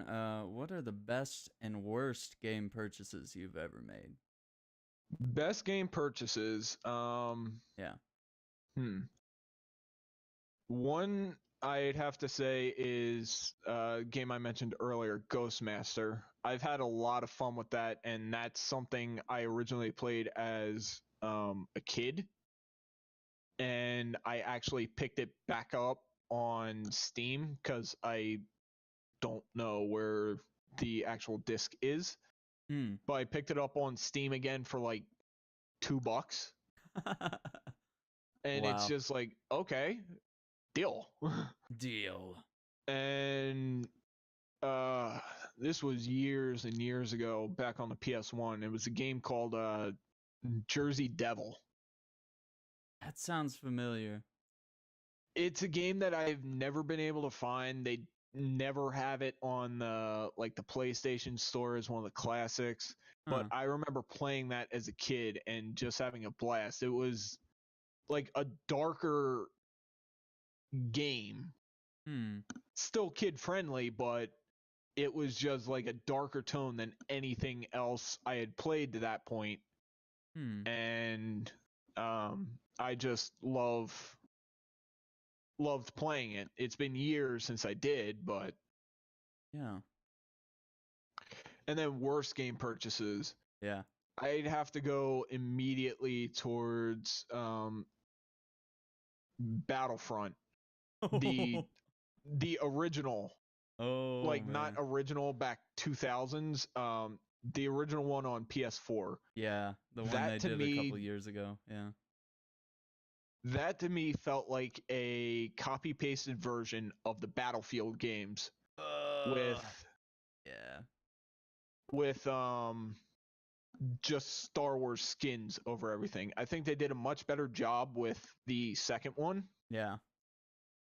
and that one I enjoy, but the first Battlefield on or Battlefront on PS4 was to me one of the biggest wastes of money I have ever paid. Oof. And that's hard for a Star Wars fan because I loved the old Battlefront games. I loved Oh the old man. Battlefront games. I spent so many hours playing them. Back on Yeah. the PS2, I must have sunk at least 300 hours into Battlefront 2. God. And to see what it had become when they released it on the first one on PS4, none of like the conquest mode, Nothing. none It's of like they didn't even play the old ones to like have a it's frame of like reference, you know? it's like they just took the multiplayer online that the second one offered and said, "Here you go. This is all you get." This is it. Yeah. And then part 2 they had the real They had the DLC. campaign, which was Yeah. all right. It's still not Yeah. what I was hoping for, but it was much better. The only problem was, of course, the loot box Yeah, that was really rough. problems. Yeah. That That was, yeah. Joe was like, yeah, the old ones were so good when EA got hold of the series. Yeah. Oof. I mean, that seems to be true with really any game BioWare's put out recently Yeah. as well. Because BioWare, as a company, delivers very good games when they're allowed to do their thing. I Knights of the Old agree. Republic 1, good game. Knights of the Old Republic 2, they got rushed. Yeah. Subpar.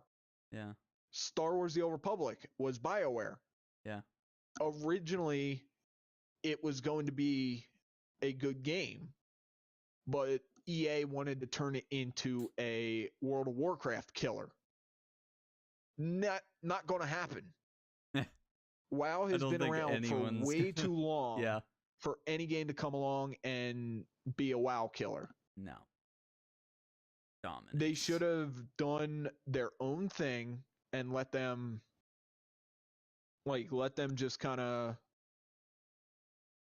go with what they felt. I mean, base Star Wars to me was fun. It was a good mix between challenge and like getting through it. And then they started making changes based on PvP. Mm-hmm. They started nerfing classes, buffing other ones based on what the PvPers wanted, and that was completely ruining some classes for raids. And what I liked about the base game was that you could play any spec, any class in a raid and still be able to do well. By the time I think it was like 2.0 for that game came out, there were some classes that were just so underperforming in damage, you couldn't use them in anything past like the normal raids because they just didn't do enough damage, didn't hold aggro well enough, or couldn't heal enough. Yeah.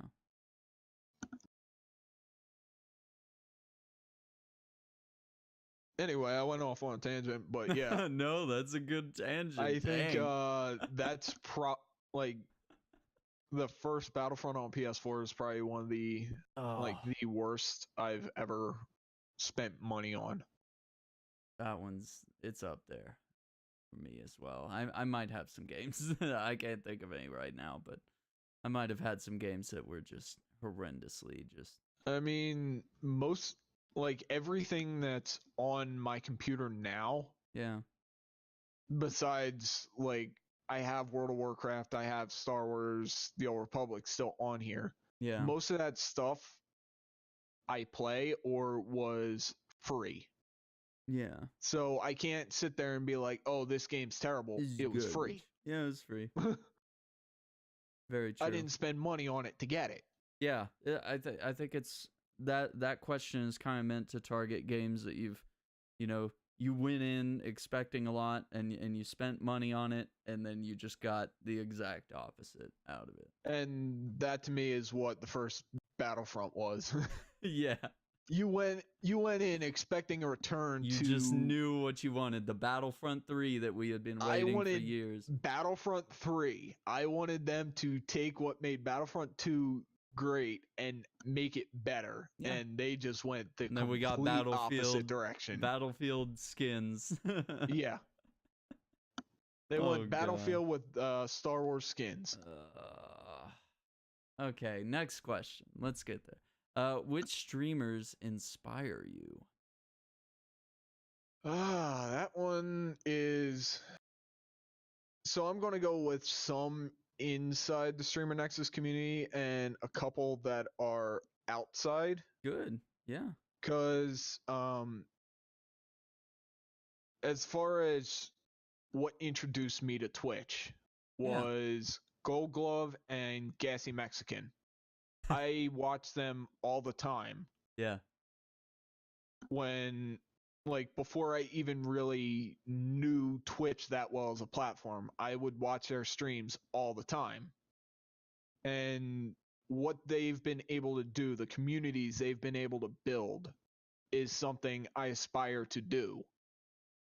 And I'm actually starting to see that same level of community being built by people like Jill, Curve, Baggers. Mm-hmm. Oh, yeah. Where their community isn't just a bunch of people watching a stream. It's more of a family. Everyone's included. Everyone knows everyone. Even newer people coming in are quickly. Oh yeah. They're pulled into the they're family. Pulled in quick. One of us. Yes. Even for someone like Joey, he is absolutely one of my inspirations for streaming. How welcoming he is, how friendly his community is. That is something I want to build. Yeah. Absolutely. So on to one of the last questions here. What do you look for in a streamer for you to enjoy their stream?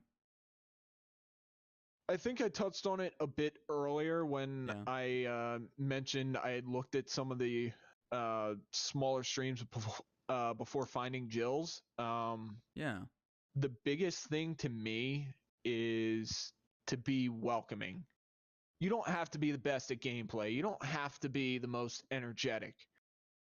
But if you make me feel that I am welcome and part of what's going on, that's what I'm looking for as a viewer.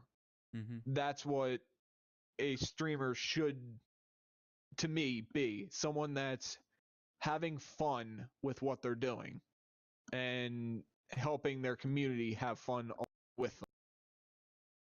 Yeah. Absolutely. Welcome in prayer to the stream.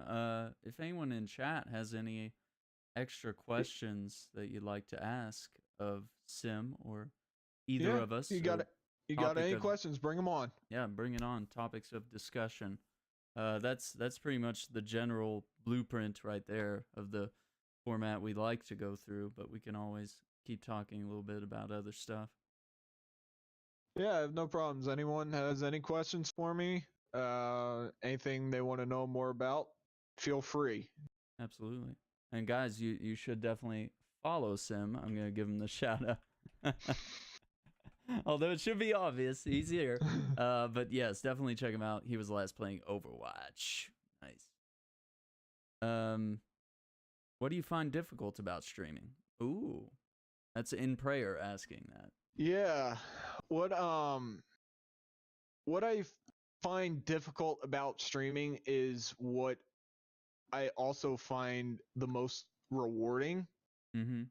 is that balance between gameplay and interacting with the chat.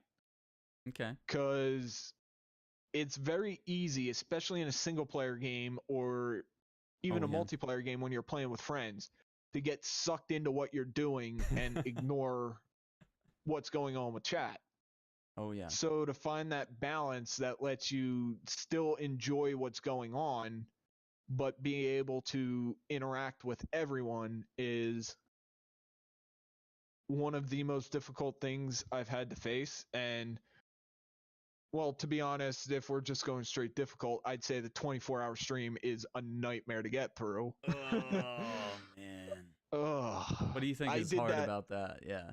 Like I did that with no prep, nothing. I woke up. That was when my dad was still in the hospital after his heart attack. Oh my gosh. So, and I had talked to the nurses the night before, and they said he wouldn't be awake for another 3 days. They were going to keep him under sedation. So I'm like, you know what? I'll do like a 12-hour stream during the day. And then that turned into, you know what? I'll just go for 24. Why not? Why not give it a shot? And once I hit about hour 16, it honestly felt like I was drunk. It all starts going blurry. Yeah, like your eyes are just like my eyes were shot. My reflexes in games were just torched. I was standing up every like hour, and every time I stood straight up, like I could feel and hear the crack that came from my back. Oh yeah. That I don't advise you to go in without any preparation. Most people that do that prepare food, drinks, activities. Well, I had planning out the stream. That's exercise. the benefit. Yeah. For what I had. Yeah. Because right before my dad went in the hospital, we had just done shopping, so I had food in here. Mm-hmm. I have water. I had juice. So I was able to keep hydrated at least. But it drains you very, very quickly once you hit a certain time streaming. Absolutely. Yandu asks, what has been your personal favorite thing about streaming, and what is your biggest personal highlight? Personal highlight. I actually have that as a clip on my channel. I need to find it real quick. But it came when we were playing GTA. And let me see if I can't.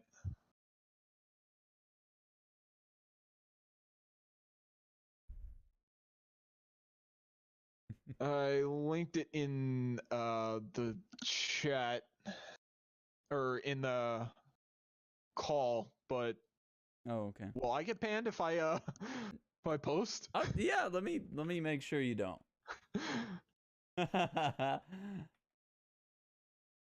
Joey Cruz is here too. He's got another good question. So there is my personal highlight. That is. I'm gonna put this up. That's his name now. There's no going totally. back. It's just like Shayla does. And That was with me and all my friends. I parked, like, I wasn't even paying attention to what I was doing, and I managed to park the boat vertically in one of the heists. One more time. One more time. It's just like Shayla Viz. That's great. And the thing that my friends were saying was, how? How did you do that? Nailed it. And that was just like my best moment. Oh, I realized I didn't just capture that on stream. Let me do that properly. 1 second here. Bing. All right, let me see what I can do here. On the fly. All right. The magic of streaming has been broken. Okay. Yeah, let me bring that clip. I don't think I'll ever not laugh at that. That's his name now. There's no going Totally. back. It's just like Shayla Viz. Name now. Go back There's here. No going Totally. back. It's just like Shayla Viz. Vertical. I did it. I did it. That's his name I've now. seen this There's clip no hundreds going of back. times. It's just like Shayla Yeah. Viz. Oh That's- my god. That was just my best moment streaming. I loved, like, that wasn't intentional. That's what made it so great. Was I was literally just trying to get there quickly so we could get on with the heist, and like that just happened, which is what makes it, for me, one of the, like, my personal highlight. And honestly, my favorite part about streaming has been meeting so many amazing people. Yeah, I agree. I never would have pictured this a couple years ago, me being friends with so many amazing people that I've met through Twitch. Yeah. On the internet, right? We're not Yeah. supposed to make Well, I friends mean, with to be fair- strangers. To be fair, Yeah. my friends that I'm always playing games with, Kreskosti, Knacker, and Kassir, Yeah. I all met them through Star Wars. Yeah. And we've been friends for so long, our friendship has actually now outlasted us playing that game. That's good to hear. That's a true friendship there, for sure. And it's cool how that's rooted in the gaming world. Joey Cruz is here. What's up, Joey? Yeah, Joey asking how long I'm going to let the beard go. Mm-hmm. I'm not entirely sure. I'm going to let it keep going. I mean, granted, I need to, before I go back to visit family, because my mom hates my facial hair, I'm going to need to get it trimmed up a little bit, make it look a bit more presentable. Yeah. But I'm not planning on cutting it anytime soon, so we'll see how long it gets. Yeah. Oh my gosh. That's awesome. Yeah, we had some beard talk at the beginning of the stream, Joey. We asked him how long he's been growing it, so if you want to answer that again, feel free to.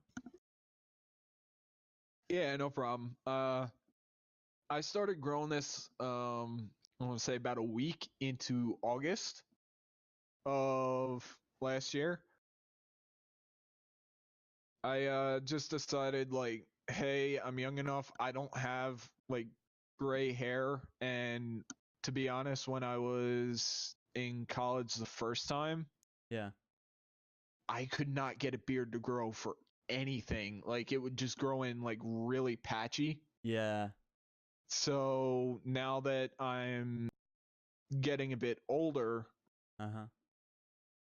well, I've had it before where I've gotten it to a certain length and then decide to cut it. And this time I just said, all right, I'm going to let it grow. And one of the first things I did this time that was different was I actually got a shampoo made for beards. Hmm. Because my problem always was it would get so itchy. Oh, yeah. So I got a, like, specially made shampoo for beards that takes care of the skin underneath, so this doesn't itch. Yeah, that is very important, actually. Very true. Let's see. In prayer says, "I married my friend successfully." There you go. There's an example. Bearded brothers says Joey. The beards Yep. of Twitch says Joe. I said earlier, we need to get you, me, Marcus, and Xenix on and just have a beard podcast. The four beards. The bearded brothers. Yeah, absolutely. Well, hey, anybody got any more questions? We're definitely willing to take a couple of more. Beardcast. Oh my god. Yep, the beard cast. Perfect. Yeah, if anyone else has any questions, feel free to ask them. Throw them at us, yeah. You'd watch the Beardcast, definitely. A Beardcast. Oh, Uriah just ... Yeah, it's been an interesting stream. Yes, we need to get baggers in too. I forgot. Yeah, there's 5 now. It's getting crowded. Yeah. Oh, Agents of Mayhem in Oh man, we're gonna have a talk about that tonight, I guess. Been playing a lot of games with Uriah, and he's been preaching the Agents of Mayhem. Yeah, I don't have any problems with it as a game itself. I just don't think it should have been marketed as a successor to Saints Row. Because you basically got that game instead of another Saints Row entry. Yes. Is that what I'm... Yeah. That's more my problem with it. As a game on its own, to me, it's not a bad game, but the biggest problem with it was the creators said there would be no more Saints Row games. This is what you're getting. Which was my whole issue with that. That's pretty cringy. That's a really weird thing to say. You wouldn't be getting more Saints Row. I mean, to be fair, I'm not sure where else they could have gone with Saints Row. It's gotten so outrageous at this point. I'm like, what? I mean, what else in Saints Row 4, they actually blew up the Earth, so I don't know. Not much more you could have done there, but other than just still reboot. Sitting there saying like, "Oh yeah, you're not getting any more Saints Row games. This is what you're getting," was kind of... That's unusual. Hey, bud, let's not just come in promoting like that, bud.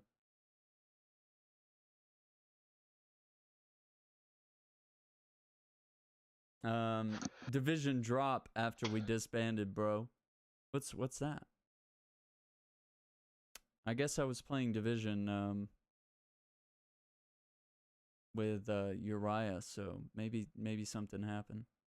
Yeah, nice try. Yeah. So we talked about that at the beginning of the stream, Quadzi. Self-promotion in streams is generally not warranted, especially without permission. Whether it's your stream or someone else's, right? It's equally rude to come in and say like, "Hey, will you host my friend? They just started streaming. Will you raid them now?" Or go... I talked to Zen. He just said someone came into his stream and asked him to go to someone's stream during the stream and donate to them. What? They wanted to catch him on stream donating to another streamer. Like, okay, no. That's not how that works. Like, bro? Like, yeah, like, find your viewership and make friends with people. Don't... That's kind of the golden rule of Twitch, is the follow for follow and the spamming links and stuff like that. Just doesn't work. It's not good. But as far as this, yeah, if anyone else has any other questions, I'd be glad to answer. Now's probably the time. Yeah, absolutely. Otherwise, we'll probably wrap up here in just a couple of minutes. Yep. It's been a great stream. We've been in for 2 hours and we talked about so many great things tonight. Hit a lot of different issues and stuff like that. Yeah, people come in. hey, I'm gonna stream tonight. Everybody come watch, or Yeah. stuff like that, or Coming in trying to I just poach got done viewers. with a stream, but I came to Yeah. see you. Oh, I gotta go. Like, you know how they just like casually mention it, and it's like, yeah, you're technically maybe not, but you are. You're self-promoting. I will only like if I pop into a chat after I finish streaming, Yeah, and this is personally what I'll do. yeah, I'll say hey, how you going? If they ask me how my night was, I will mention Yeah. that I streamed. yeah. That's what I did tonight, and then just move on because it's their stream. Yeah, yeah, you shouldn't be talking all about yourself unless they're like prodding you about your stream, maybe. Yeah, you unless know, it then. unless I'm asked like what I was playing, how it went, all that kind of Yeah. stuff. I try to avoid talking about what I did on stream because it's not my stream. Absolutely. Very true. With consent. I've been playing Division 2 off and on, and it's really good. Yeah, Joe got early access. Way to go, Joe. I'll be excited to hear your thoughts on that. Yeah, donate to me, donate to other streamers. Will you give me this? Yeah, right. Oh, man. It's crazy stuff. Well, guys, thank you for hanging out. Guys, don't forget to, if you don't already know Sim, definitely give him the follow. Here's the shout out. Just about everybody in here is a streamer, either in the Nexus or not currently in the Streamer Nexus community. But if you'd like to apply for membership, let us know. I'm usually the guy to go to. But you can also let other people know in the community, and usually gets forwarded my way. But yeah, definitely follow Sim here. He was last seen playing Overwatch. Sim, when is the next stream coming up?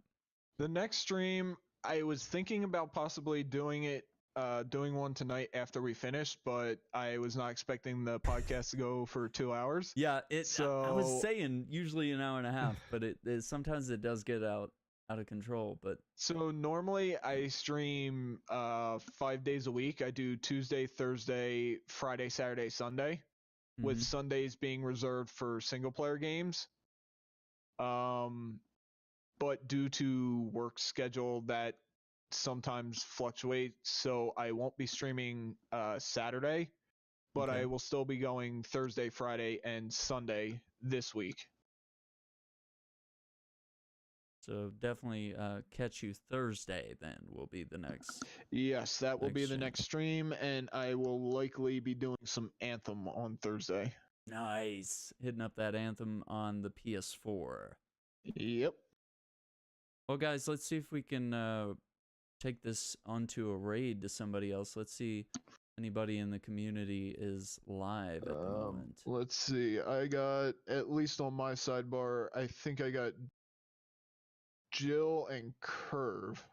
Ooh, why don't we raid Jill? She's trying to do the Black Widow challenge. Yeah. That should be entertaining. And I'm sure she will love that. No prayer. You don't have to. Yeah, it can be a fangirls are welcome as well.